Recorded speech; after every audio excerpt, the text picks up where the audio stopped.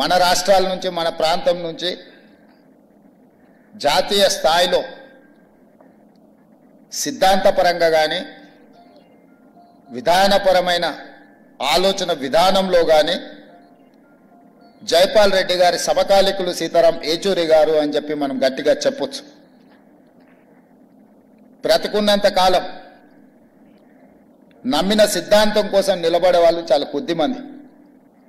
రాజకీయాలలో ఉన్న ప్రజాప్రతినిధులు చాలామంది ప్రజాప్రతినిధులుగా ఎదగడానికి ఇచ్చిన ప్రాధాన్యత నమ్మిన సిద్ధాంతానికి ఇచ్చేది చాలా అరుదు. ఆ నమ్మిన సిద్ధాంతం కోసమే ఆఖరి శ్వాస వరకు నిలబడ్డ వ్యక్తి కామ్రేడ్ సీతారాం ఏచూరి గారు. చాలామంది నేను ఈ దేశానికే అంకితం, నేను ఈ ప్రజలకే అంకితం అని ఉపన్యాసాలలో చెప్తుంటారు. కానీ ఆచరణలో చాలా తక్కువ. కానీ సీతారాం ఏచూరి గారు బ్రతికున్నంత కాలం ప్రజల పక్షాన నిలబడడమే కాదు, వారి మరణానంతరం కూడా వారి కుటుంబము వారి పార్థివ దేహాన్ని ప్రజలకే ఇచ్చి ఇతరులకు వారు ఉపయోగపడాలనే విధంగా ఆదర్శంగా నిలబడ్డారు. అంటే నిజంగానే వారి దేశ పేద ప్రజలకు ఈ దేశంలో అవసరం ఉన్న వాళ్ళ కోసం వారు అంకితమైనని చెప్పి మనం మాట్లాడుకోవచ్చు. ఈరోజు విలువలు సిద్ధాంతాలు అంతరించిపోతున్న సందర్భంలో చారిత్రాత్మకమైన సందర్భం, దేశం మీద భారతీయ జనతా పార్టీ లేదా భారతీయ జనతా పార్టీ లాంటి ఆలోచనలు ఉన్నవాళ్ళు అధికారం కోసం జమిలీ ఎన్నికల ముసుగులో ఈ దేశాన్ని కబలించాలనుకుంటున్నప్పుడు అత్యంత చారిత్రాత్మకమైన కీలకమైన సందర్భంలో సీతారాం ఏచూరి గారు లేకపోవడం ఈ దేశానికే తీరని నష్టము అని చెప్పి రాహుల్ గాంధీ గారు ఏ ఆలోచన ఏ మాట అయితే చెప్పినో నేను 100% ఏకీభవిస్తున్నా. రాహుల్ గాంధీ గారికి గాంధీ కుటుంబానికి సీతారాం ఏచూరి గారితో చాలా సన్నిహిత సంబంధాలు ఉన్నాయి.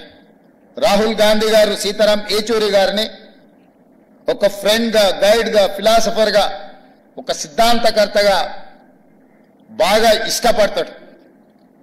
వారు చనిపోయినప్పుడు అమెరికాలో ఉన్న రాహుల్ గాంధీ గారు ఈ అంశాన్ని వారే మనందరికీ చెప్పడం జరిగింది. ఈరోజు దేశ రాజకీయాలలో యునైటెడ్ ఫ్రంట్ ఏర్పాటు చేసినప్పుడు జైపాల్ రెడ్డి గారితో పాటు సీతారాం ఏచూరి గారు అత్యంత కీలకమైన పాత్ర పోషించి జాతీయ రాజకీయాలలో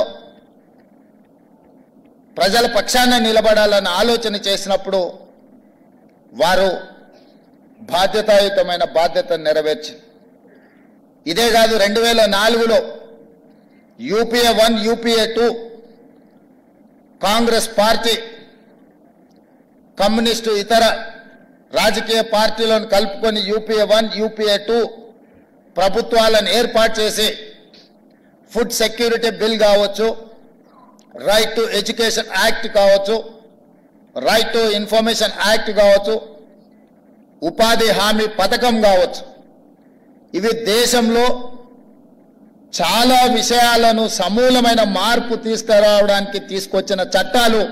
ఆ చట్టాలు తెచ్చిన సందర్భంలో, ఆ చట్టాల మీద చర్చ జరిగిన సందర్భంలో సీతారాం ఏచూరి గారు ఆ ప్రభుత్వ ఏర్పాటులోనే కాదు, పేదలకు అనుకూలమైన food security, right to education act, right to information act, పారదర్శకమైన పరిపాలన అందించాలంటే ప్రభుత్వం తీసుకునే నిర్ణయాలు ప్రజలకు అందుబాటులో ఉంచాలి అని రైట్ టు ఇన్ఫర్మేషన్ యాక్ట్ తీసుకొచ్చినప్పుడు వారు పోషించిన పాత్ర ఈరోజు మనం అందరం గుర్తు చేసుకోవాలి. ఈరోజు సామాన్యుడికి విద్యను అందించాలన్నా ప్రభుత్వం తీసుకుంటున్న నిర్ణయాలు ప్రజలకు తెలవడానికి అవసరమైన సమాచార హక్కు చట్టాన్ని ఈరోజు ప్రజలకు అందించిన యూపీఏ 1 యూపీఏ 2లో సీతారాం ఏచూరి గారు చాలా కీలకమైన పాత్ర పోషించి అలాంటి సీతారాం ఏచూరి గారు అధికారాన్ని నిలబెట్టుకోవడానికి భారతీయ జనతా పార్టీ తీసుకొస్తున్న రాజ్యాంగ మార్పులు కావచ్చు, రాజ్యాంగ సవరణలు కావచ్చు, రాజ్యాంగ సవరణ పరిపాలన పరమైన అంశం కాదు. యూనియన్ ఆఫ్ స్టేట్స్, రాష్ట్రాల యొక్క సమ్మిళితమే, రాష్ట్రాల యొక్క కలయికనే ఈ దేశం.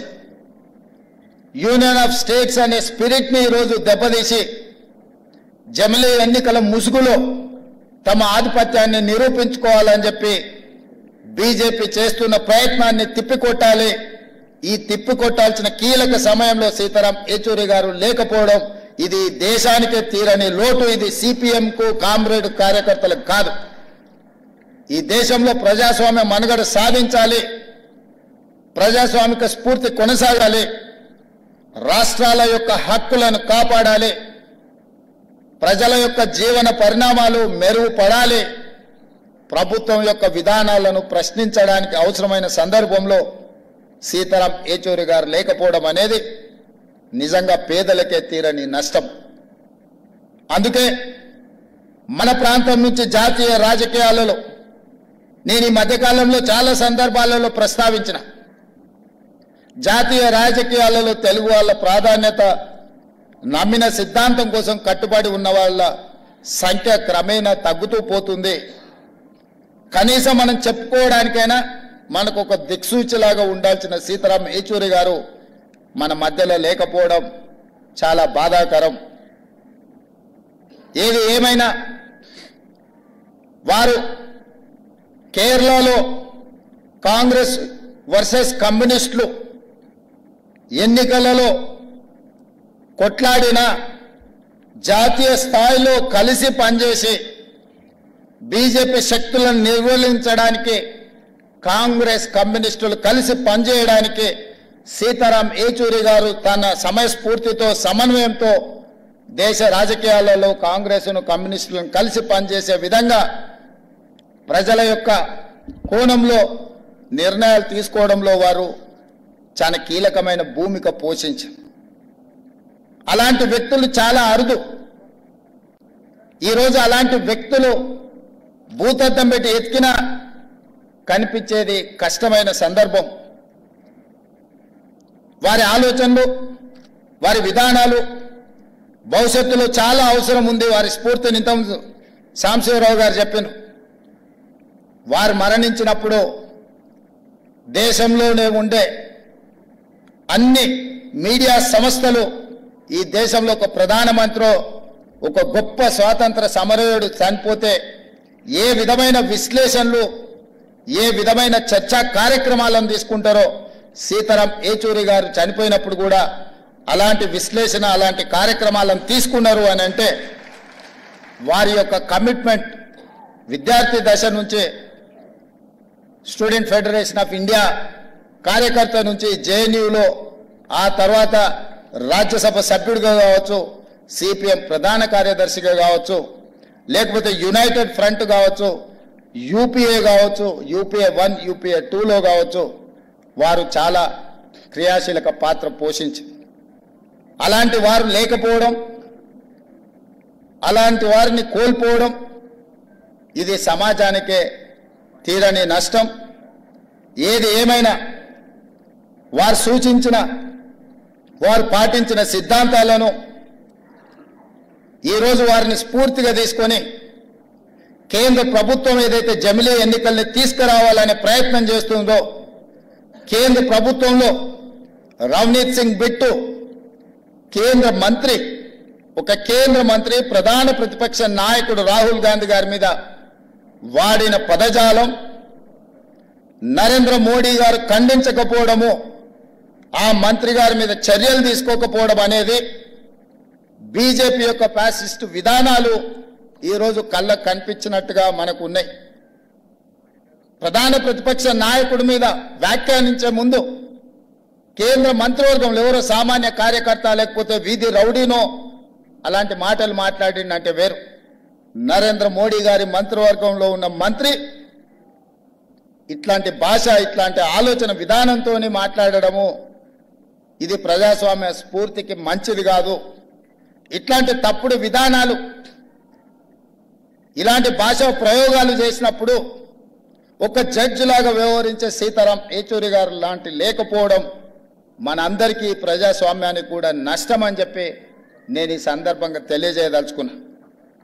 ఏది ఏమైనా జమిలీ ఎన్నికల్ని విభేదించడం, జమిలీ ఎన్నికల్ని ఆ విధానాన్ని వ్యతిరేకించడం, ఈరోజు భాషల మధ్య, ప్రాంతాల మధ్య, మతాల మధ్య చిచ్చు పెట్టి అధికారాన్ని కాపాడాలనుకుంటున్న భారతీయ జనతా పార్టీ విధానాలను సీతారాం ఏచూరి గారి యొక్క ఆలోచనలతో వాటిని నిలువరించాల్సిన బాధ్యత మన అందరి మీద ఉన్నది. ఆ విధానంతో మనం ముందుకు వెళ్దామని తెలియజేస్తూ మీ అందరి దగ్గర సెలవు తీసుకుంటున్న మిత్రులారా. ఇప్పుడు ఆపరేషన్ లేకుండానే మోకాళ్లకు ప్లాస్మా ట్రీట్మెంట్. మీ ఆర్థోపెడిక్ సమస్యలన్నిటికీ రోబోటిక్ టెక్నాలజీ ద్వారా తక్కువ ఖర్చుతో శాశ్వత పరిష్కారం. ఫ్రీ కన్సల్టేషన్, ప్రతి ట్రీట్మెంట్ పై 20% డిస్కౌంట్. ఈ ఆఫర్ కొద్ది రోజులు మాత్రమే. త్వరపడండి. V9 hospitals 9281465842.